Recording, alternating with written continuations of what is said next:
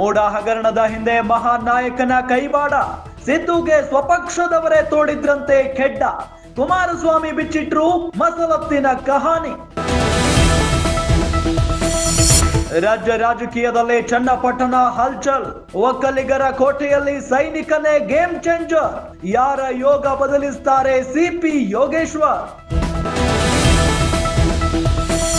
ಉಪಚುನಾವಣೆಗೆ ಬಿಜೆಪಿಯಿಂದ ಭರ್ಜರಿ ತಯಾರಿ, ಅಭ್ಯರ್ಥಿಗಳ ಆಯ್ಕೆಗೆ 3 ತಂಡಗಳ ರಚನೆ, ಬಿಬಿಎಂಪಿ ಎಲೆಕ್ಷನ್ಗೂ ಕೇಸರಿ ಕಲಿಗಳ ಸಮರಾಭ್ಯಾಸ.